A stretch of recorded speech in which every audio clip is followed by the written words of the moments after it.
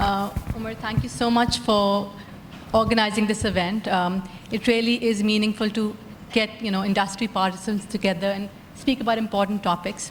And I think supply chain financing, or financing overall, is a topic that's very close to most of our hearts over here. And I welcome you all. Thank you for joining the panel. So when we talk about supply chain financing, the first word that comes to our minds is SMEs and merchants. And we all are aware how integral SMEs are in building economies, particularly Asian economies and economies in our parts of the world. And we've seen over time how neglected SMEs have been when it comes to financing or adequate access to finance.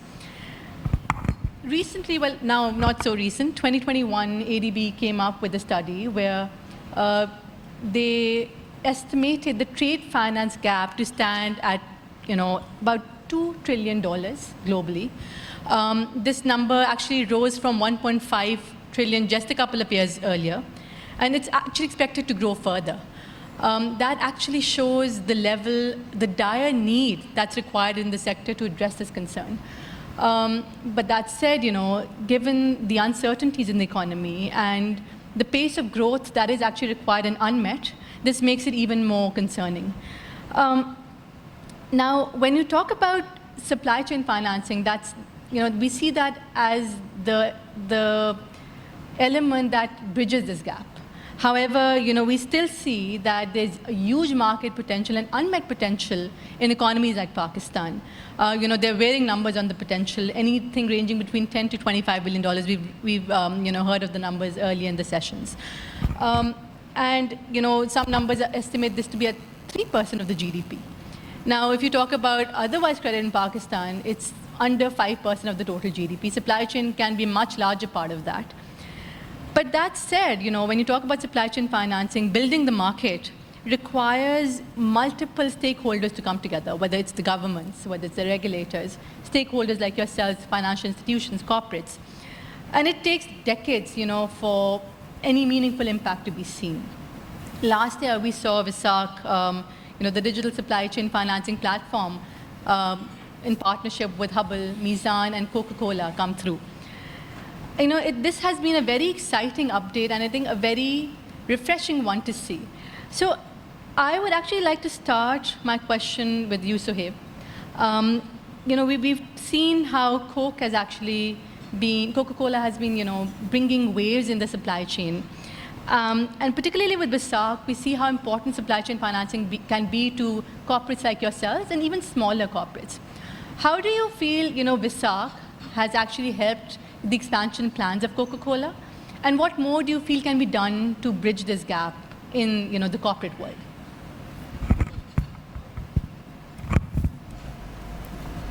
So, specifically speaking for SMEs, specifically for our distributors, so we all know that these small and medium-sized enterprises play a vital role in overall economy of Pakistan, but this sector is oftenly neglected due to strict lending requirements from the financial institutions. But this supply chain financing has given the fuel which was missing in those engines of the value chain.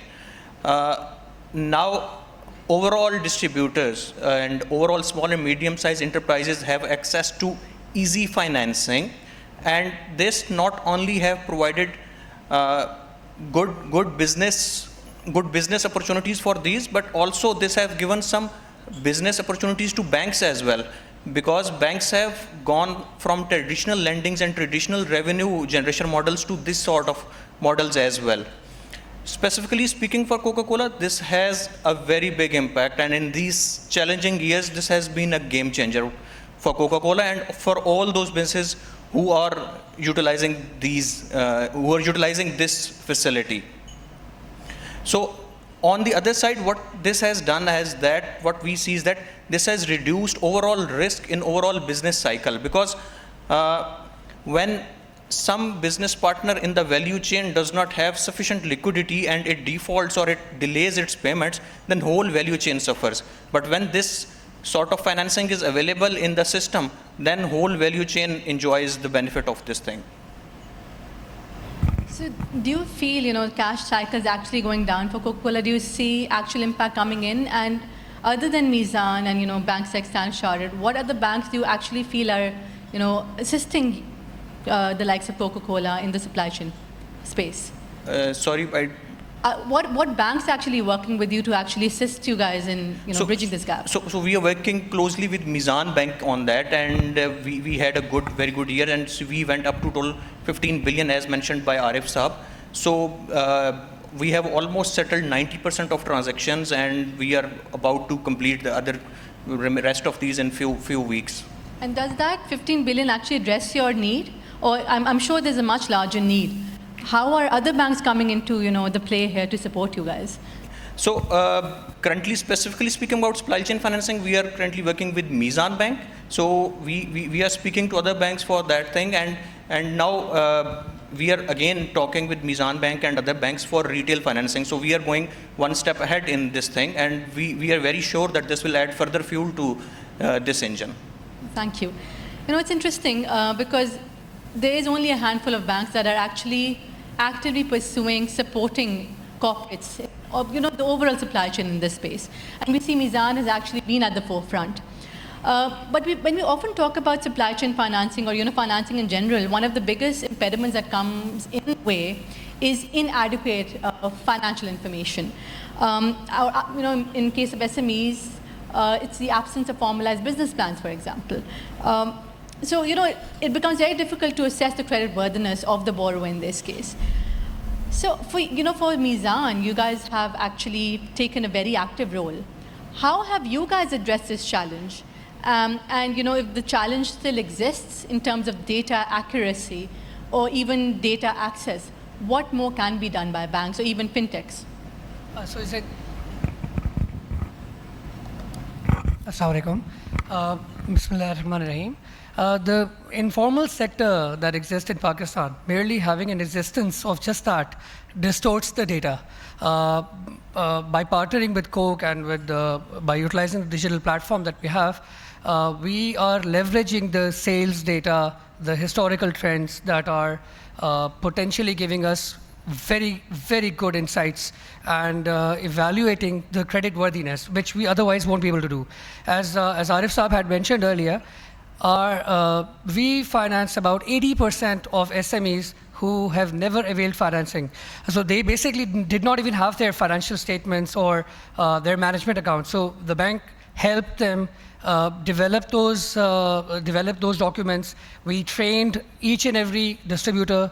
Our supply chain financing team, along with the branch network, were actively involved in making sure that all of these points, these credit assessment points, are evaluated accurately as much as possible. The prime reliance of the bank was on the sales data that was provided by the corporate. And this is why Mizan has about 38 corporates that we've signed mandates with. And our supply chain team actively gets data on a regular basis of sales, of seasonal trends from these corporates, and we take a view on that. And alhamdulillah, with this digital platform, Mizan has complete visibility on the units that are financed by each and every distributor. जो otherwise distributor financing लेता है, अभी bank को पता भी नहीं होता उसके बारे में. Banks, usually conventional banks, they give out financing, cash दे देते हैं, running finance facility दे देते हैं, और फिर कोई monitoring ज़्यादा, quarterly या 6 monthly हो रही होती है. Whereas with Mizan, through this digital platform, we have daily visibility of what the product was financed और उसकी settlement के लिए उसने क्या बेचा है financing के लिए, because essentially data accuracy is the name of the game. Or traditionally credit scoring was done is done on formal sector, on formal companies, whereas we rely on the data provided by the corporates, and with a view that data is the collateral in this entire game. We take a positive view, and with the thanks to the entire management of Mizan, we've spearheaded this initiative, and we have now focused on 250 distributors.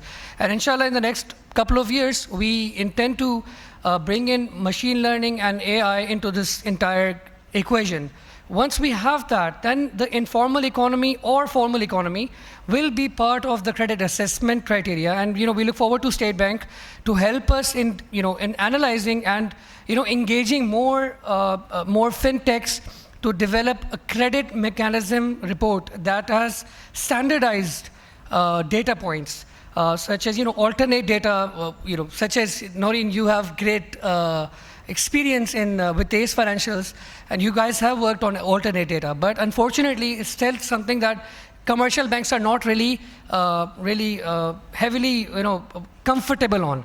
But I think in the next 2 years, with community banking coming in, with Haball taking a lead with central bank, I think the credit evaluation methodologies would also change, and this would provide a lot of comfort to the banks to take further further risks, inshallah. Thank you.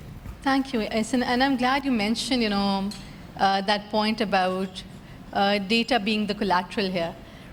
It actually provides a very good segue into what I want to ask you, Aamish. Unfortunately, there is still absence of enabling regulations. And when you talk to banks, whether it's their compliance requirements, it's their risk requirements, hard collateral is the way to go for most financing arrangements. The same for trade finance. And we know there's still absence of legal structures for non-recourse factoring. And then, of course, the inability to use e-invoicing to facilitate various products in this area is another impediment. So when you talk about collateralization and securitization, how have you guys, at Standard Chartered or otherwise, with other banks, your experience has been, securitized e-invoices or invoices in general, and how is that collateralization element managed for supply chain financing?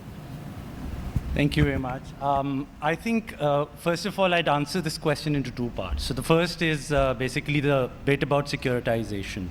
Now, while we have legal framework around securitization, it's not very common in Pakistan. And I think the primary reason is that financial sector hasn't come to a maturity level where we can get into complex setups. So securitization, if we go by the global standards and legal framework, is a lot about setting up SPVs and managing the special purpose vehicles and how to go about actually executing the entire transaction, making the entire loop around it. Unfortunately, there are loopholes in the legal framework as well, and there's naturally room for improvement whenever a new legal framework is designed. There are certain improvements that are definitely required on the taxation side of the transactions as well. This all will add up to an environment where we'll see securitization or complex transaction and securitization structures reaching to a scale and level. But the second part of the answer is what I think Umar and Amir mentioned about the truth of the transaction. I think the biggest piece that was missing historically was the validation of the transaction itself. So the validation of the invoice, the validation of the underlying transaction. So once it was done traditionally, where a hard copy invoice used to reach to a financial institution, it was a very tedious process to actually establish how validated that invoice actually is and what is the authenticity of the underlying transaction that has happened. But I think with the digital framework and with Haball contributing significantly to capture the payments leg of the entire transaction, which actually starts from placement of order, actually changes the game altogether for the financial institution. And that gives them the visibility on not just the invoice itself, but the underlying transaction as mentioned. And that is the biggest comfort, because the previous structures that we used to operate were like running finance mentioned, which predominantly have no underlying transaction behind it. And we are just giving out money to the distributor or the SME with an understanding that this fund will actually be utilized eventually to purchase stock or do any transaction to finance the working capital.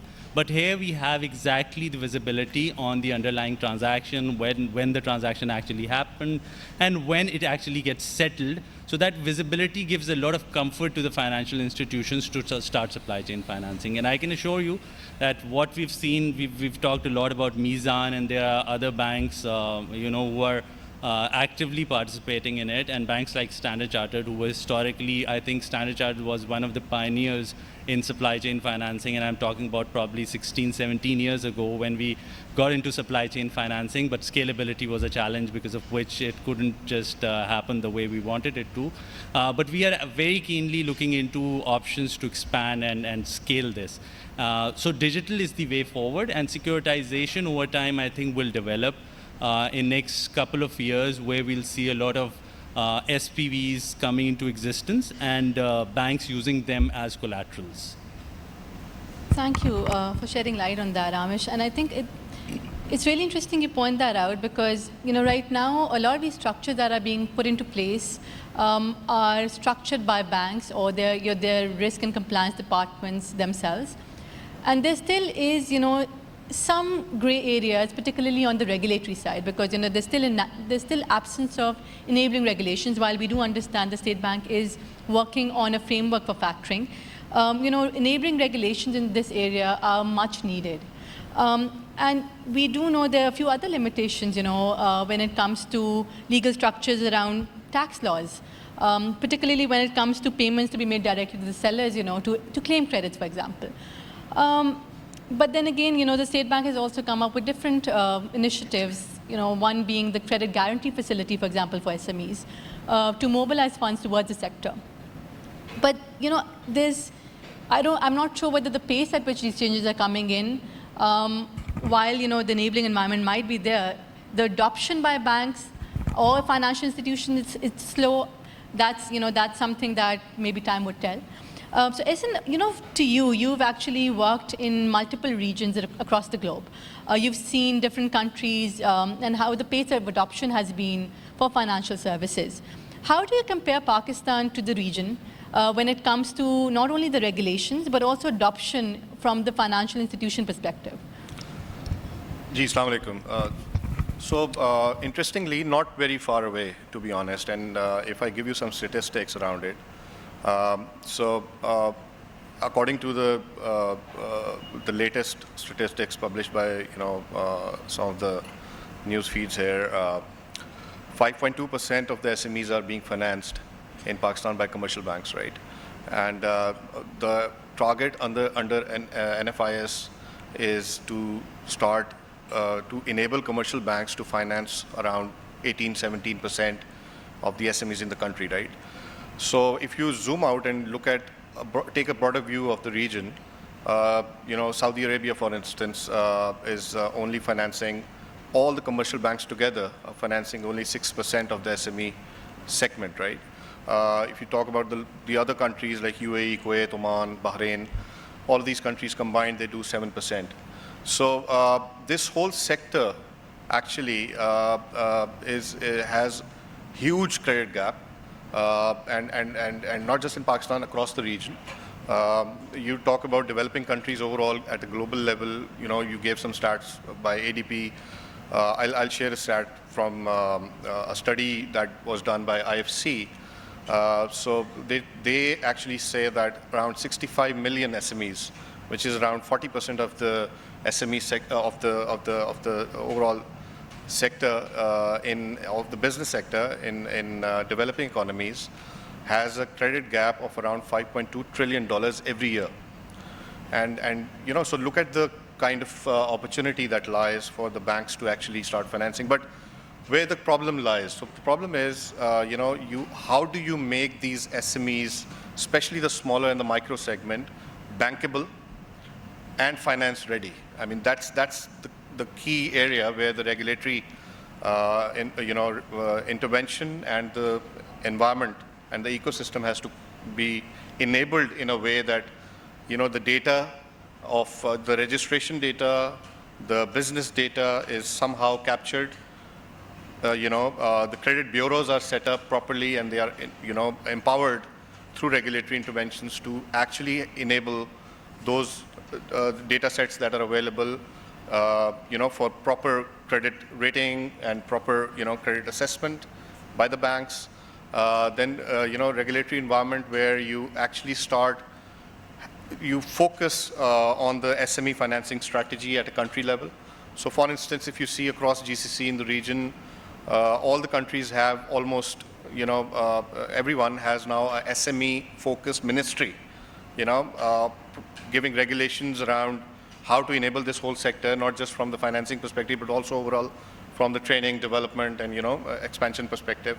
And then the guarantee programs we talked about, like you do have guarantee programs in the regions, like in Pakistan we had SAF, but the differentiator is, along with that, you also have to have a strong regulatory push.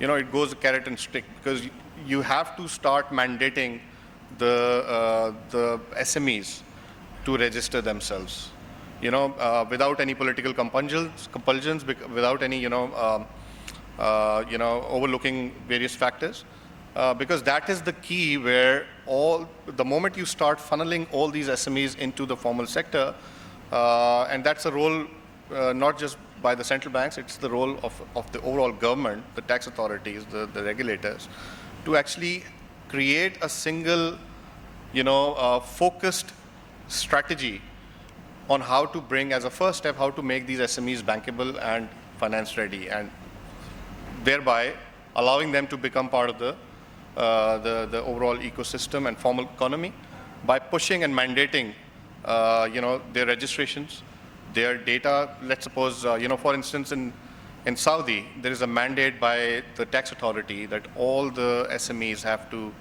number one, have a CR registration done by the government. And then those CRs are presented to the government as part of the various audit schemes that are done by the regulators.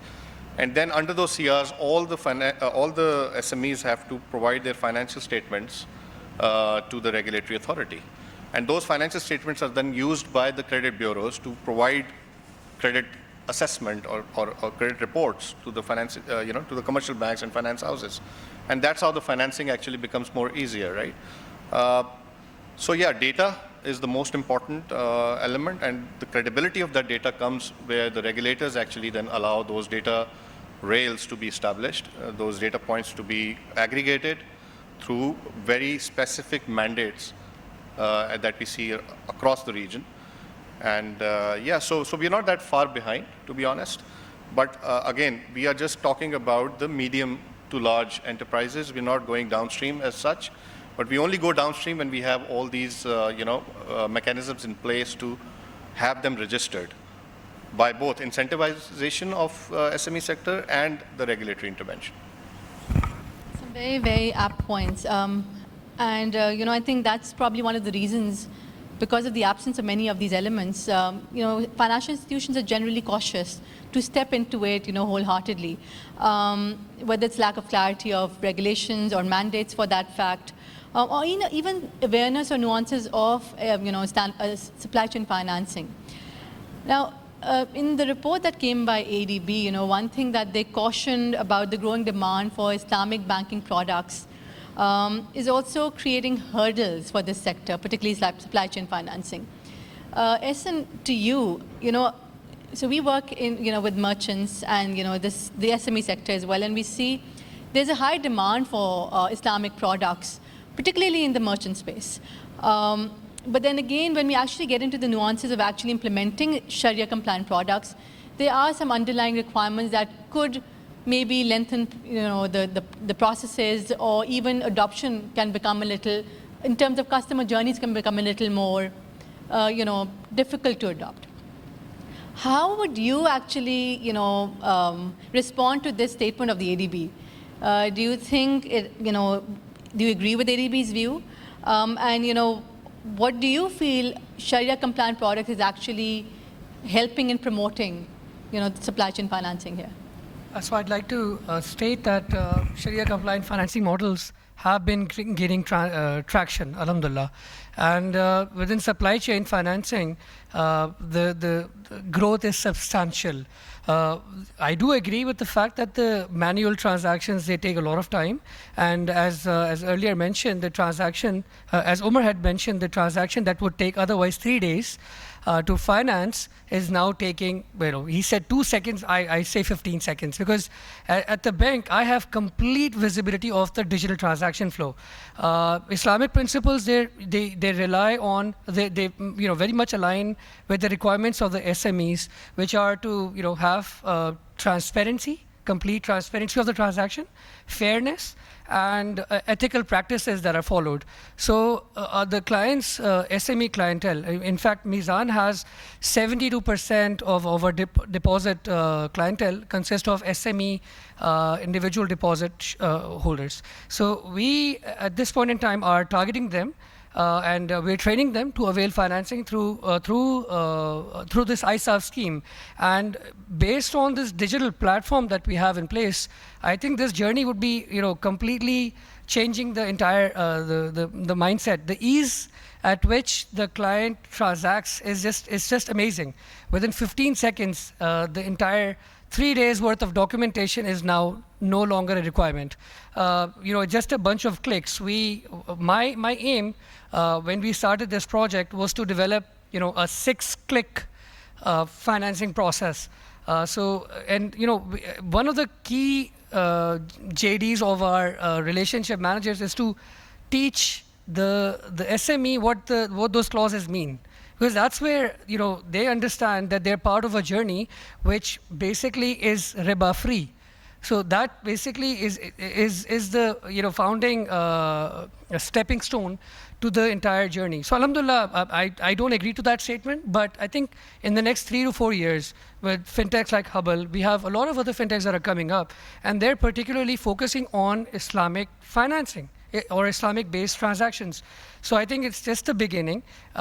Islamic banks in just the last 20 years have come such a long way, and alhamdulillah, with Federal Shariat Court, telling the central bank and obviously all banks to adopt to the Islamic principles, I think it's just a beginning. And honestly, it will help the overall economic development. We have real-time tracking of the inventory that is being moved from the distributor's warehouse to the retailer. And then ultimately, with the next year, with 2024, we intend to go to the B2C platform as well. So the entire transaction to the end user, the consumer, is also being tracked. So inshallah, we have big aims, and we will deliver on this, inshallah. Thank you. Absolutely, thank you. And Mizan has been doing some amazing work. We've seen, already collaborating with you guys how, the impact that actually brings in. But we've seen now, we understand how important SMEs are, for propelling growth. But despite that fact, we've seen, particularly in terms of trade finance, 40% of the rejections of applications that have come through to banks have been from SMEs. That's a huge number. But even then said, the good thing is we've had fintechs and NBFCs coming into this space, and right when things started, we started seeing activity, we saw a spike in interest rates.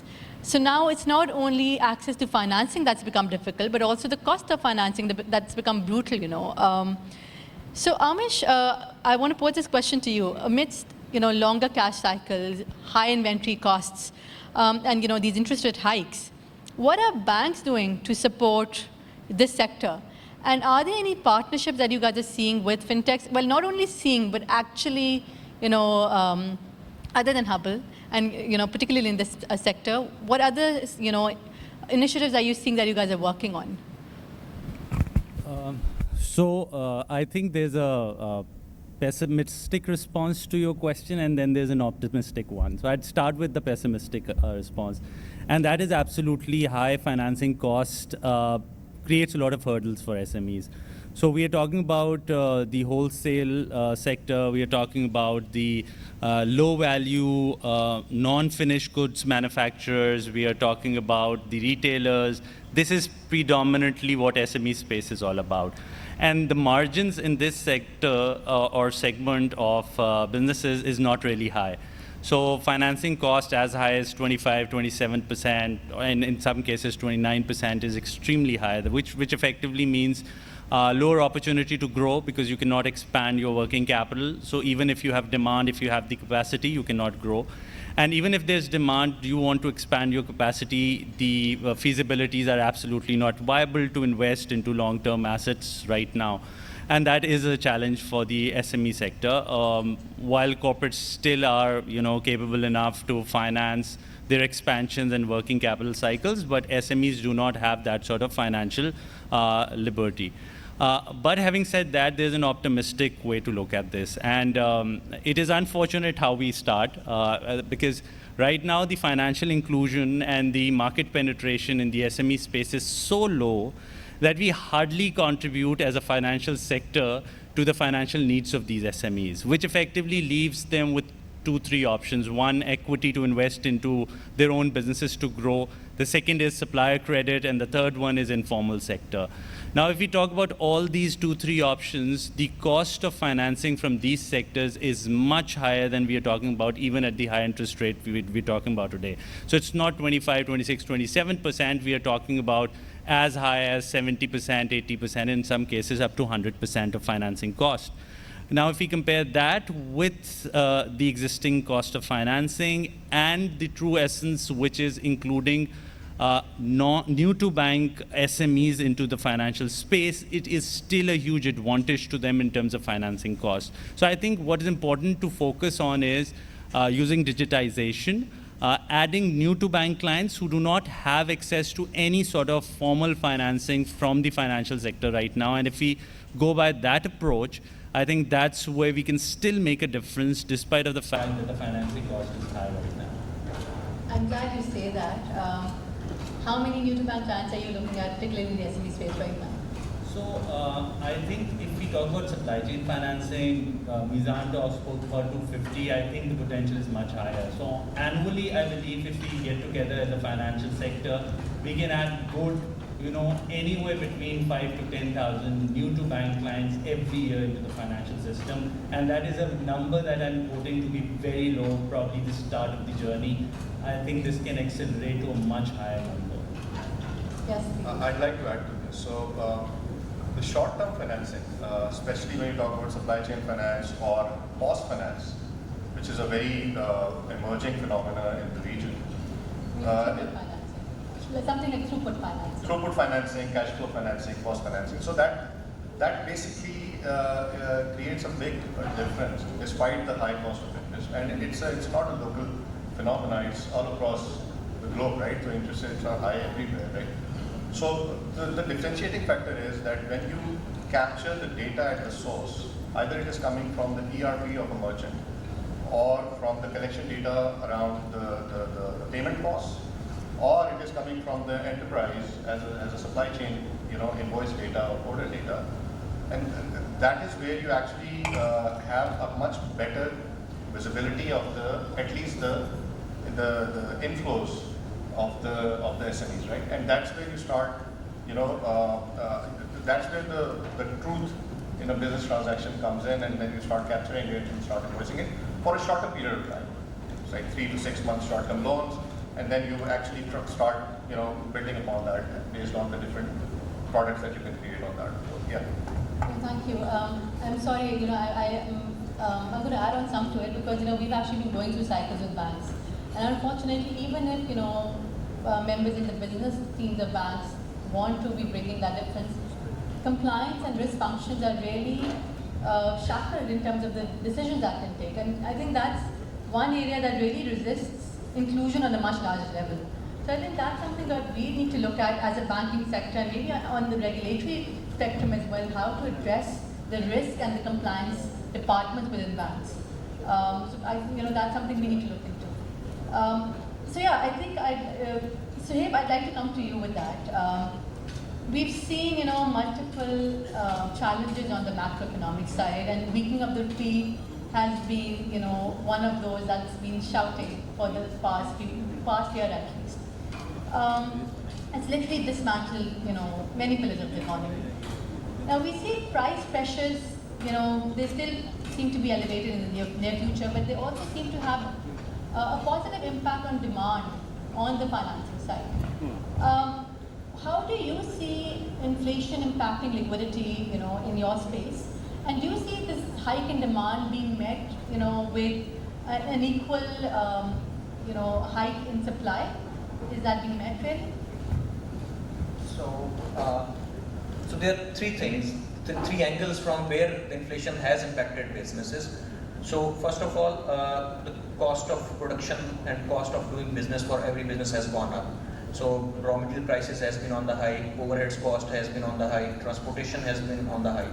So each and every business is operating on very thin margins. So their profitability has shrunk down, and obviously this is resulting down to their cash flow positions. So going to the next step, so second side is that businesses are holding more inventory than ever.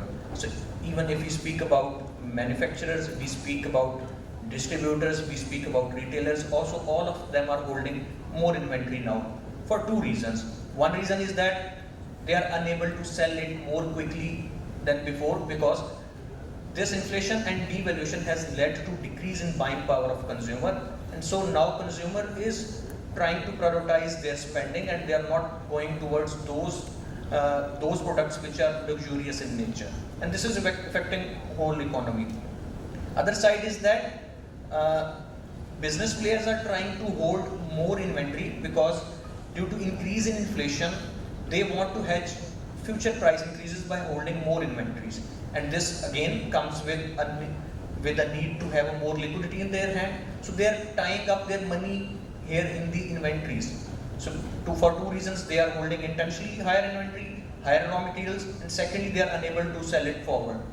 So here is the part where supply chain financing has played a big role in, by giving liquidity in the system, and that again coupled with a digital platform has been immense impact. There has been immense impact on that.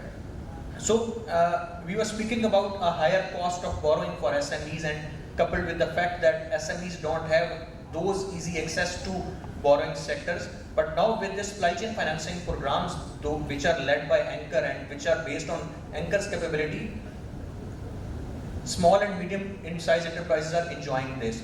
So if you see that, for example, if there is 25% annual cost of borrowing from a bank under a supply chain financing program, I'm speaking on rough basis, so approximately it's 2% in a month. So if a distributor or a retailer can sell it in a week, so they are actually giving 0.5% or 0.6% against a margin income of 5% to 10%. So they are actually enjoying it. So having access to that, and just again, some responsibility lies on Anchor part that they recommend their good businesses with whom they have been having a good business. So this is how supply chain financing, and again through a digital platform, this is bridging the gap that has been created due to inflation and devaluation. Being here, like most of dignitaries from State Bank are here, and I would like to request them that we need to soften our requirements for this digital things. There are certain KYC requirements, there are certain physical visit requirements that are still required, which sometimes delay the process. That onboarding is a bit cumbersome so far. So this can be done more better, and with the ISAF in game, so now this 25% will be reduced to 9%. Again, this will be a game changer. Lovely, thank you, Sohaib. And yeah, we do see, recently, well, not so recent anymore, we've seen digital onboarding regulations coming in both for merchants and consumers. But yeah, there still seems to be some time to adoption taking place there.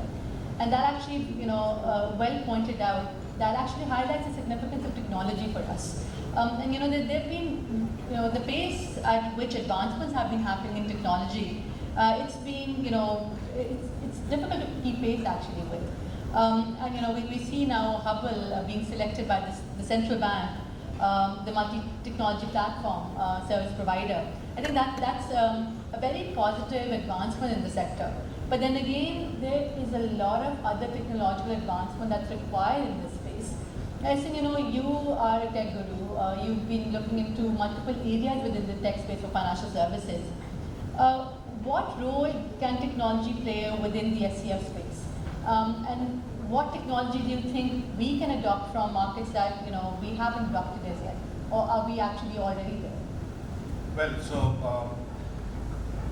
I'll zoom out a bit from supply chain financing and focus on the overall SME financing sector. So, role of technology obviously is absolutely important when it comes to digitizing the entire loan origination process.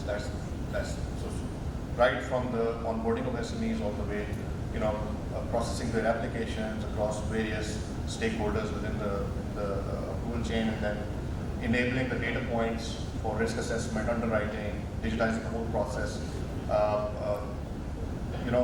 Aggregating data points not from just the financial statement data, but also from various other credit rating agencies, credit bureaus, and alternate data sources, and then bringing it all together and making it approval ready for the credit committee, for the risk heads in a financial institution. Everything. This is a complete process. And when we talk about reducing the intermediation cost in this whole process, especially when the interest rates are high, it's important to digitize the end-to-end process to enable self-onboarding of SMEs. Why it should be an RM-driven sort of onboarding process?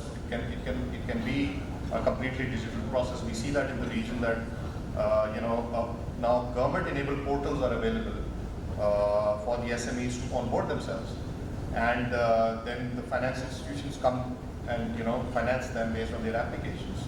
So I mean, a lot of these workflows can be digitized, and that allows the overall turnaround time at each and every stage to be reduced. Supply chain financing inherently has a reduced turnaround time because you're capturing data at the source, you're bringing it into the stream of a very credible order or invoice, and then you get the financier to finance it. But when you look at the other type of different lending products for SMEs, the digitization can actually reduce a lot of time in processing a single application. I mean, in the region, the estimated time to process a single application is between 45 to 60 days. So you can reduce it to 1 or 2 days and allow the overall benefit to be driven in the cross value chain. When you say that, okay, finances have more applications and more SMEs coming in to finance in a certain period, the intermediation cost is low, so the cost of capital is low towards, and there's a lot of advantages around it. And then when you look at the regulatory side, you see a lot of instant payment systems coming in, like RAST in Pakistan, ITS in Saudi, and now in UAE they have launched it with the name of Honey. So all of these interoperable rails that are being created actually allow digitization to be fast-tracked, and interoperability. We've been listening to Haball creating rails for 1, 2, or 3 banks, right? But if the interoperability is there, all these lenders can be brought into a marketplace together where they can actually finance a single application based on whatever product or offering they want. So these kinds of use cases are to be enabled, and they are going to actually really help for the sector to grow. And lastly, the open banking regulations. I mean, across the region, you see open banking frameworks being issued, and we are, inshallah, hoping the same to be done here in Pakistan. The biggest use case that I personally think would be for SMEs or for small business lending is that you, through open banking and through account information services, you can actually capture the bank statement data and then do the complete inflow and outflow based on assessment that allows the risk to be reduced, and that allows more applications to be financed and better visibility. So I mean, these are all various use cases that can only be enabled through technology. Thank you, Ahsan. That was music to my ears, a lot of the things that you just mentioned here. I know we were having a conversation with Sohaib Safdar the other day where, as many of us have already been mentioning, he was kind enough to say that, rails like RAST and other, platforms within the state bank can actually be utilized to bring in these use cases. So I guess it's up to us as practitioners now to bring in those, those initiatives and those innovations to bank upon these, these opportunities for us. But thank you so much, gentlemen. It was a pleasure speaking with you. Some really great insights. A lot for me to learn today as well. And we really hope we can bank on, the rails that have already been laid by many of the players here, and new players can come in to utilize these rails in the future.